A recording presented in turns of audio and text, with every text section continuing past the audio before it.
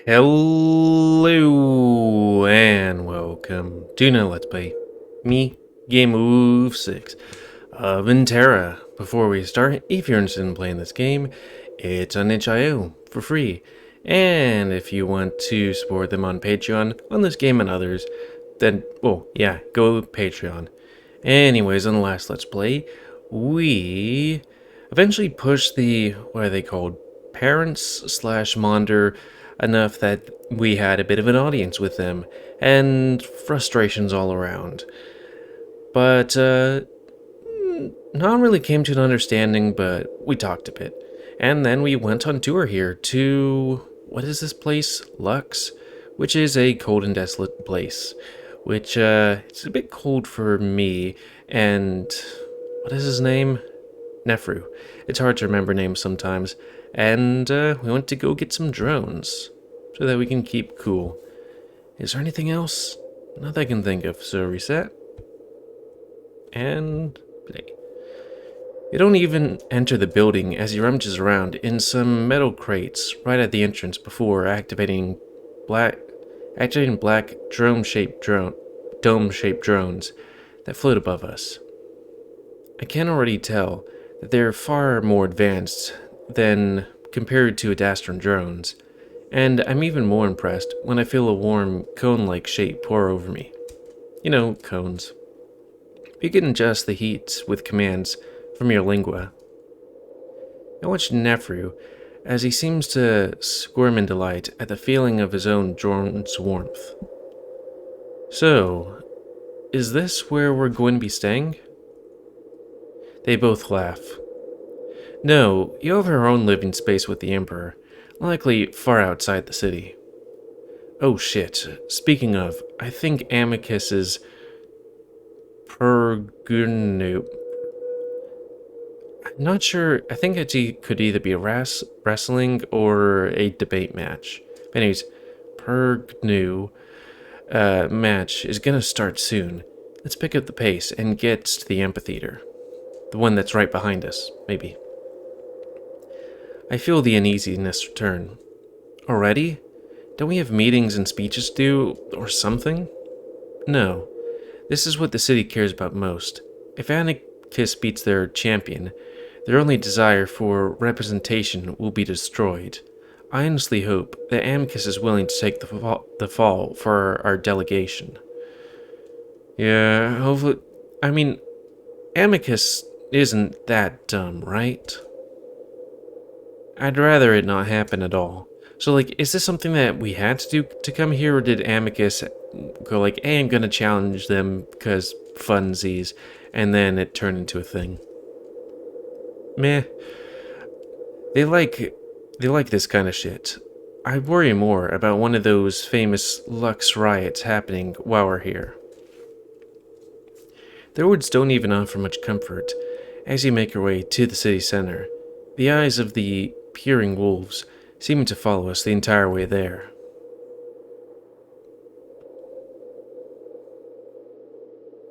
Scene change.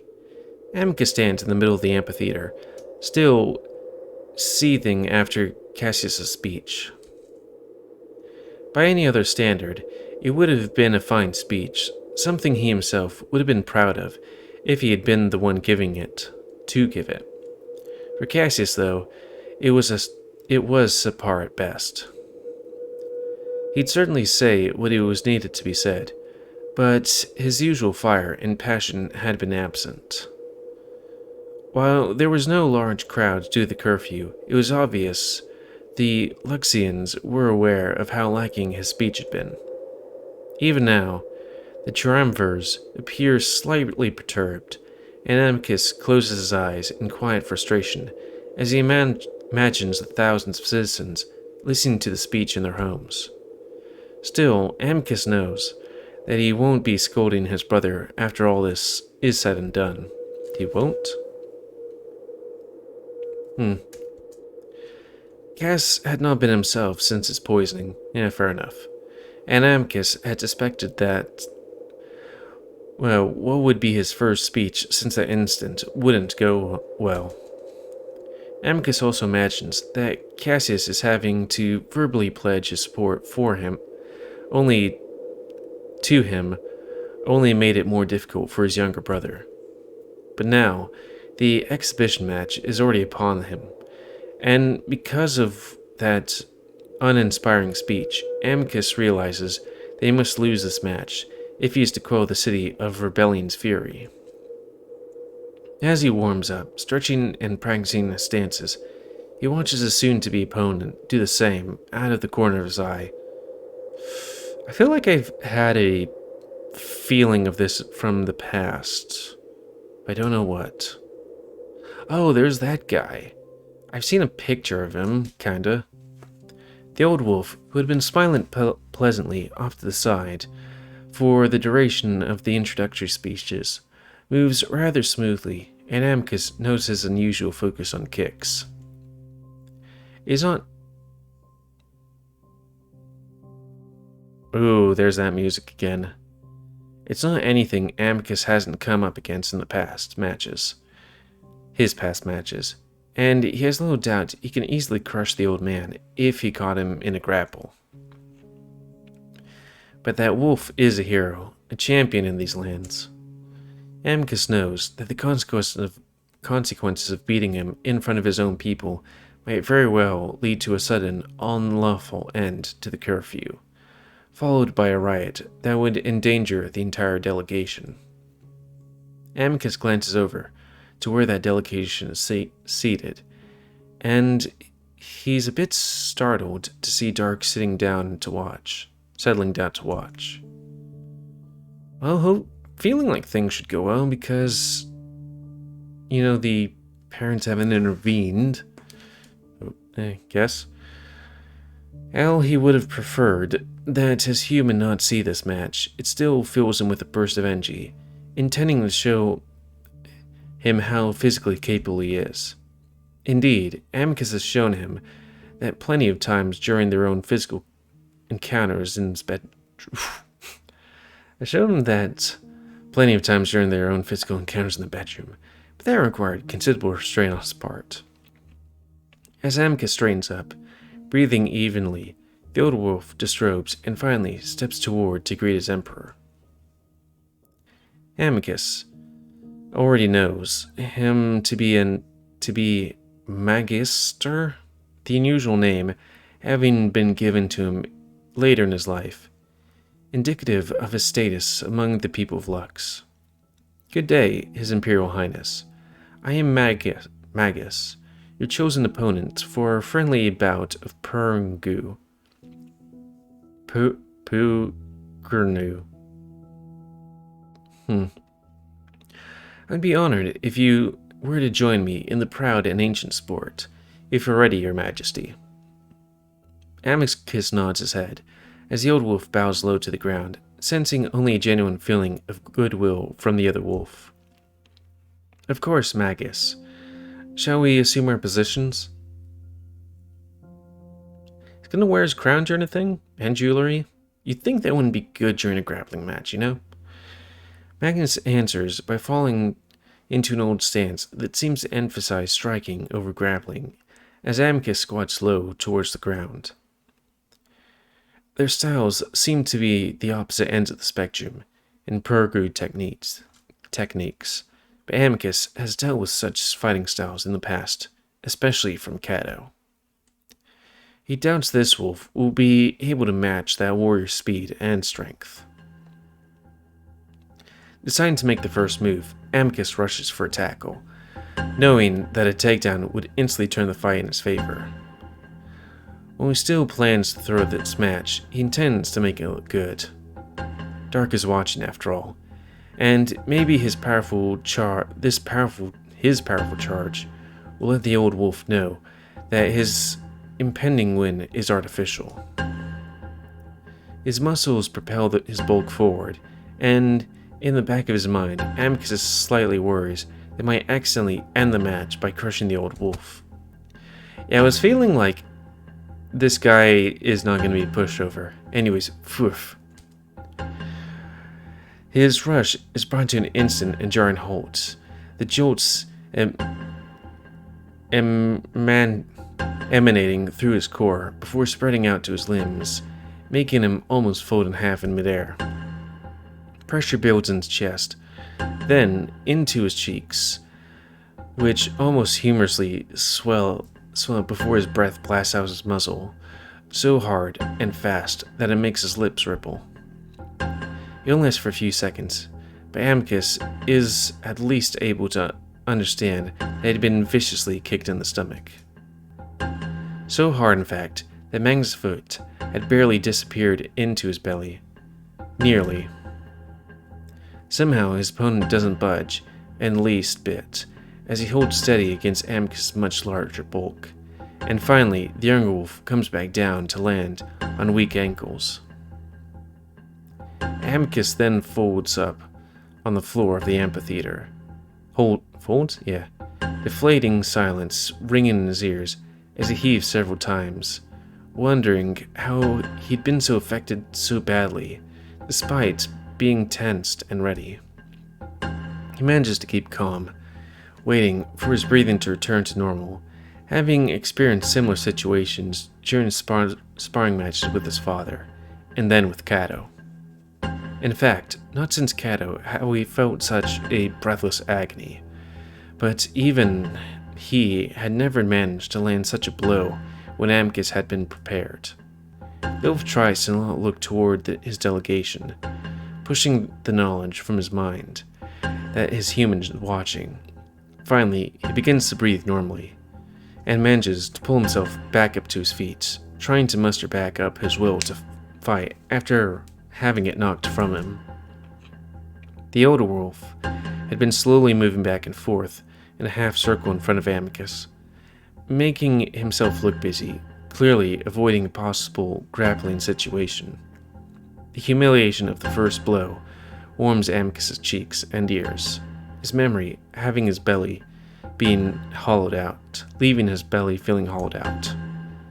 Maybe throwing the match isn't the best idea, not after having been downed with such ease, and knowing this is being broadcasted to all of Adastra. I mean, throwing the match is fine, but it looks like you wouldn't have too much trouble of it. You want it to make... I would think you'd want him to win, but make it look like you did pretty well too. Amicus sets his expression into an iron mask of stoic readiness, this time waiting for the old wolf to come to him. Magnus does so slowly, and the second he's within reach, his foot flies up again. Time slows for Amicus as his eyes flick to a sudden movement. Wolf knows he's not in the best shape, his training time having been completely swallowed up by imperial duties. Still, some skills never left his mind after learning them. He's reminded that his muscle of this as muscle memory kicks in to catch the lightning quick attack. Oh, I don't like the look there. Don't break the guy's leg. Instinct takes full control, and Amicus begins to prepare his next attack, one which will bring the fight to ground, where he knows they'll have a significant advantage. The man can kick, that's for certain, but even now, Amicus can feel his own muscles and strength overcoming anything the other wolf tries to bring against him. His foot is stuck, and he isn't getting it free unless Amicus lets him. The young wolf spots the one foot of the other wolf is balanced on, preparing to sweep it from under. Time slows once more, but this time Amicus can't do much as the other older wolf uses the support Amicus is giving him and swings up with the other foot. Both Amicus' paws are occupied. He can only watch as the foot sails his way. Amicus has just enough time to realize it's over when Amicus' vision flashes white, the foot wiping into his muzzle so hard and fast that it doesn't hurt at all. Instead, a numbing feeling is left behind as the younger wolf is stunned. Time is still slow, dragging out his defeat longer than he'd like. He has a moment to see his crown flash with dull sunlight. Amicus deciding that it's rather appropriate for how badly he'd been beaten. Again, Amicus is hit, with not just a wave of pain, but one of familiarity. The feeling of confusion, followed by the squinting at the sky. It had been a good while since he'd been knocked unconscious, and he doesn't miss the feeling. He does savor it for a moment, though having enough sense to know that something humiliating is waiting for him on the other side is consciousness of consciousness.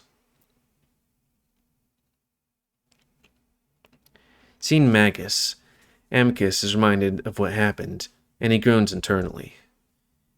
It had been a terribly embarrassing fight.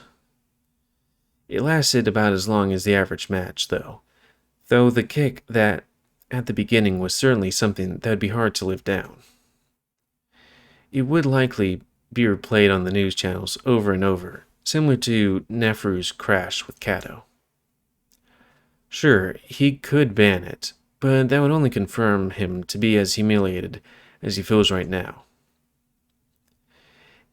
It's made only worse as Magnus approaches and kneels down before him.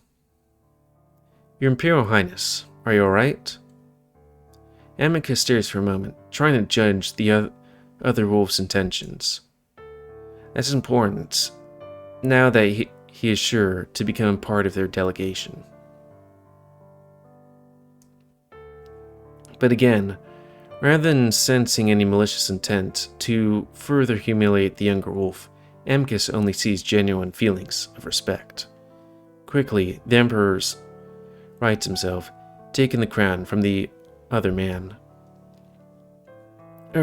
Thank you. Good spar, Magis. Indeed, your strength is quite formidable. I very nearly lost the match at the end there. Amicus tried to smile through the after-match pleasantries, finally sparing a glance towards Dark. His expression is hard to read, but when he catches Amicus's eye, it gives him a smile.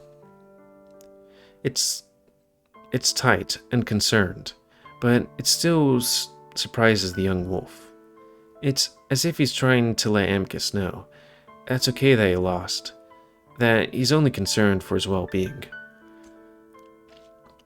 Still, he can't stop his muzzle from being burned slightly, even as he stretches a paw towards the human, indicating he should join him in the amphitheater. I think all this went quite nice, because it was an actual match.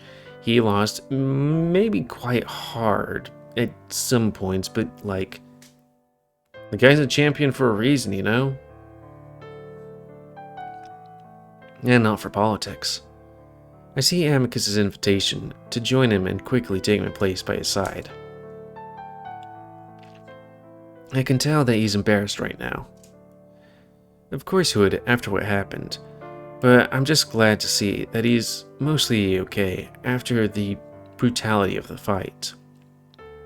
I know him well enough to keep my concern and affections in check for now, instead letting everyone play it off like nothing happened. The others follow me, introducing themselves one by one to the older wolf.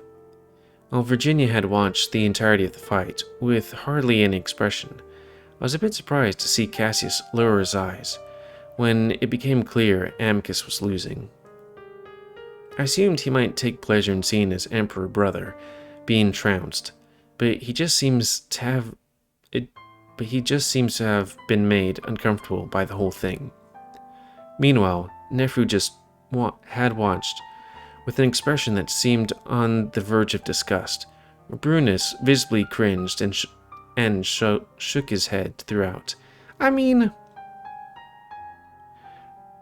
that's not the worst thing, you know? Having a fight? Like, about? Because it's like, not the worst thing that, fighting happens. Okay, I was gonna say he didn't get brain damage, but he did get a leg to the head. As for me, I just feel relieved I just feel relieved weakness flooding through my limbs after the surge of adrenaline during the fight. It was a feeling of dread and terror that I'd felt a few times, specifically when seeing Amicus and Cato fight. It makes me wonder if I can ever watch another Pugnu match again. Amicus places a heavy paw around my shoulders, grunting slightly as he pulls me into his side and flexes a tight smile on his face. Anyway, glad to have you as part of the delegation, Magis. Glad to be part of it. I only regret that it was under such circumstances. Amicus shrugs his shoulder quickly. If it was under circumstances of friendly sport, then I'm glad to have experienced it. Indeed. Magnus smiles pleasantly, and despite his brutality and Pugnu remind me of Cato, he doesn't seem anything like the old wolf. The guy does seem pretty smart, too. Indeed. Luckily, the itinerary anticipated your inclusion. Thus, plans should remain the same. Would you like to go over the schedule with me? Oh, definitely. I trust that you remember the way to the Villa Amicus. The drones have been instructed to keep anyone from following you and your companion. Of course. Thank you again for the bout, Magis. I look forward to a more formal meeting tomorrow. Amicus nods his head at Magis, and I take that as my cue to bow to the old wolf. He responds by making sure to bow lower than me. Yes, until then, Your Highness, and his companion. With that, the formalities seem to end, and I feel Amicus steer me towards one of the exits to the city square. After he passes under a few archways, along with a few more eyes peering from the windows, we emerge into the outskirts of Lex. Cold gray walls give way almost instantly to the rolling hills and jagged mountains of the tundra beyond. I feel Amicus practically deflate against me, and I feel a wave of sympathy for my wolf as I realize how much that fight must be weighing on his mind. I raise my hand to touch his bulky, furry arm that's already around me, not saying anything for now, waiting for him to talk as he wants to, if he wants to. He grunts again, rubbing my arm. Well, aren't you nice and warm? He turns his eyes up towards the drone above me. Chameleon tech, eh? Yeah, the Ambassador Brunus gave it to me. Ah, yes. He's an amicable man. Was your time with him pleasant? I shrug. It was alright. Not much going on, considering the city is basically a ghost town. Yes, they're rather strict with their curfews and such. It's the product of being such a rebellious city. I see. You walk in silence for a few minutes and look ahead to the neat layout of the villa at the end of the trail, maybe a mile outside the city gates. Around us are a few other isolated buildings and trails. Oh god, when was this song played in prior? Maybe something that looks like a farm, though I have no idea what they might grow up here. Still, I can't see anyone around us. Let's see, how are we in time? Alright. As it becomes clear Amicus isn't going to say anything, I give in. So, are you feeling okay? Should we have a doctor look at your head? I focus on Amicus's physical condition, rather than on the state of his pride. No, of course not. Just a bit sore here and there. Okay, that's good news. Well, that's good. That's good, guess? I'm gonna do that. Yeah. It's quiet again, then Amicus sighs. I'm sorry. I sigh as well. For what? For my failure in combat. I underestimated my opponent, but I promised to become stronger in the future. Why are you apologizing to me? Because, as your partner, your future husband, I not only embarrass myself in these situations, but I risk doing the same to you.